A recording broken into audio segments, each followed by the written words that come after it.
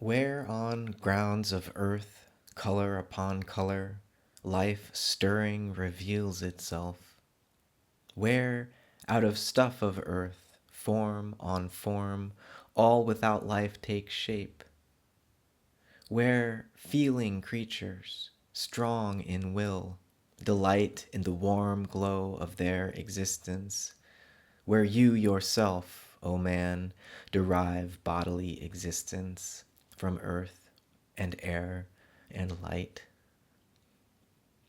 There you enter your own being's deep, night-bedecked, cold inner darkness. You'd ask within the dark expanse never who you are and were and will become. For your true existence the day dims to the night of the soul, to darkness of spirit, and you turn yourself soul-searching unto the light that from darkness strengthens. These lines should say to us how beautiful and magnificent and immense and grandiose the world is, an unending radiance of miracles bestowed upon all of us, that wells up alive in bloom and blade, and in what our eyes envelope in color upon color in the visible world around us. It should remind us of all these heavenly offerings revealed in lifeless, unliving earthly matter under our feet, in thousands and ever more thousands of crystalline and non-crystalline forms, and in water and air, in clouds and stars. It should bring us close to all the spiritual offerings of the heavens, frolicking even as animals in the wild do, enjoying and warming themselves in their own existence. And it should call out to us in memory how we have taken into our own bodies all that forms up there, all that color upon color grows and wanders about. But it should also bring us to the realization how in all that is beautiful and grandiose and immense and heavenly for the senses, it is asked in vain what we ourselves as human beings are. The natural world may be immense and powerful in regard to whatever is revealed in lights, sounds, movements, and warmth. But in spite of giving us so much information, even about immensities and godly profundities, the natural world nevertheless gives us no information about ourselves. So we must immediately say to ourselves that the very thing that we feel to be ourself in our inner life is not present at all in what comes to us as beauty and dominion and greatness and power in external nature and in our own external aspects. And the question stands before our souls, why the domain of being from which we ourselves come remains dark and silent. And it is necessary that we become ready, and not in a light-hearted way, to come to the boundary of the sensory world, to where the offerings of the Spirit can be revealed. In this regard, it is necessary that we say to ourselves that if we were to approach this boundary unprepared, at once being confronted by the full light of the Spirit that we should come upon there, then, if we have not yet called upon the strength of spirit and warmth of soul for the reception of the Spirit, then the Spirit would shatter us, and we would be thrown back into our nothingness. For this reason, at the boundary between the sensory world and the spirit world stands he who bodes the gods, who brings spirit premonitions, the spirit boder, about whom we will hear more and more in the next few lessons, and whom we will become acquainted with more and more closely. There stands the bringer of spirit premonitions, who admonishes us, speaking of what we should be and of what we should cast away, so that we may approach the revelations of the spirit world in the proper manner.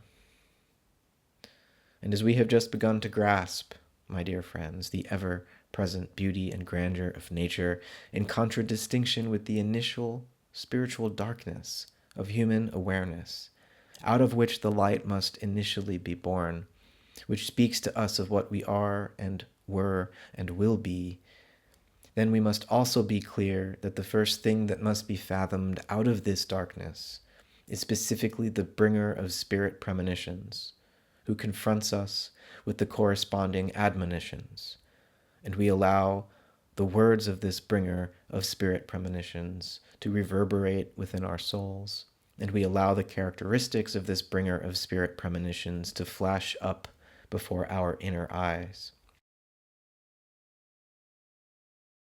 So when we confront the sensory world and the physical objects which we conjure into existence in that world by applying our concepts to our percepts and then forgetting that we have done so, giving autonomy, as it were, to these conceptually invented physical entities which would exist objectively, independently of us as subjects, this is a kind of Maya. And when Steiner presents to us a new approach to astronomy, to the study of the sensory world at its most heavenly, in its purest display, which would be, right, to study and to measure the motions of the lights in the sky,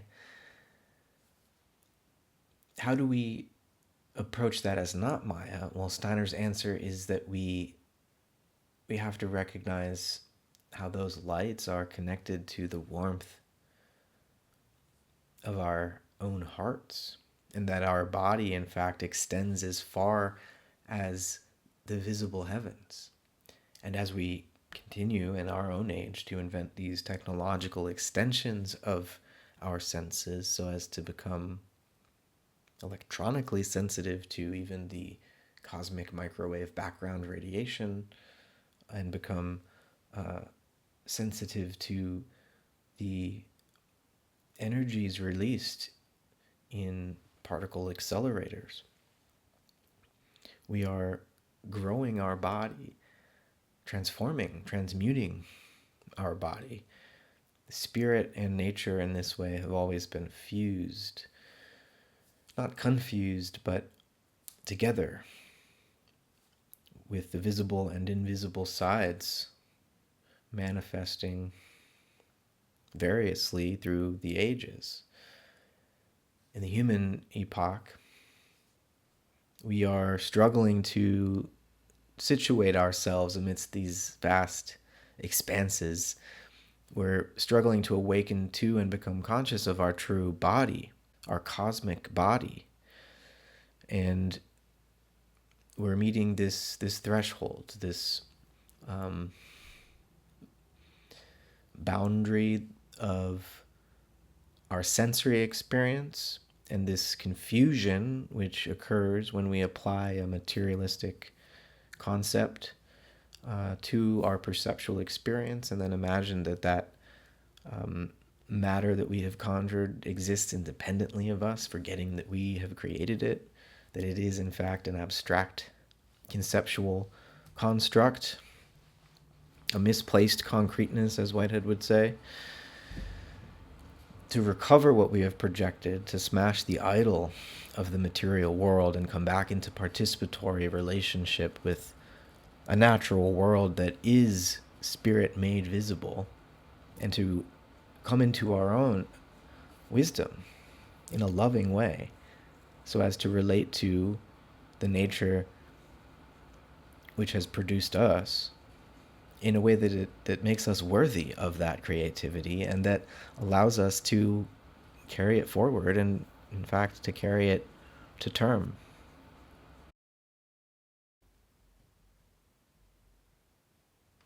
What is happening on the earth? Is it merely a kind of geological process? It is that, clearly. But there also seems to be something else going on. The minerals and the crystals The water, the air, the fire seems to be conspiring to bring forth life. The earth, viewed as a whole, I think is best viewed as an organic being. It's producing the conditions for its own ongoingness as a complex entitative process. It's steering itself. Where is it going? Well, that's not clear. If life is in some sense destined to die, then the earth, even if it is alive and not just matter in motion, is eventually going to die and return to just being matter in motion. So we need more than just to say that the earth is alive. We have to say that the earth is a spiritual being, or we don't have to, but I would like to be able to say that. And I think we're justified in saying that. Because it's not just that the earth is a self-regulating homeodynamic system composed mostly, right, of bacteria. And the human being, in fact, is mostly a microbiome.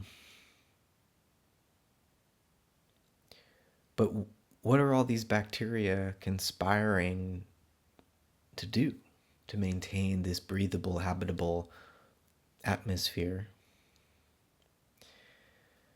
And I think this is where we have to bring in the human being, our consciousness and our self-consciousness, our capacities for freedom, for love, for knowledge, for wisdom, virtue.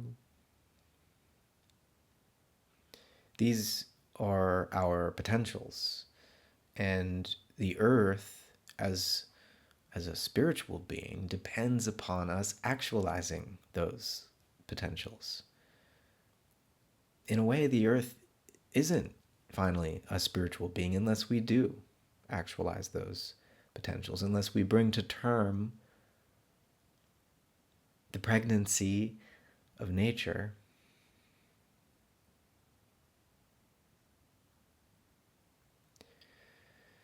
And so all that we see around us is a great body, and it belongs to us, but we belong to it as well, right? Such that, harming another human being is harming your own body, harming the non-human community of life. The ecology of this planet is harming your body. And when we receive the light of the sun and the moon and the other planets and the stars beyond,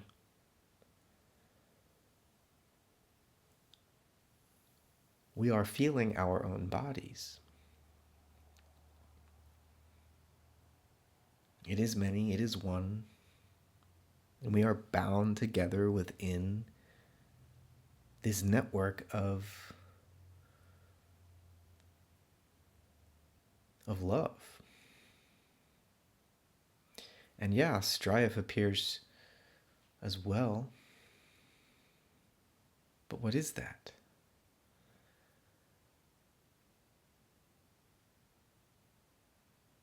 But a way of summoning the love.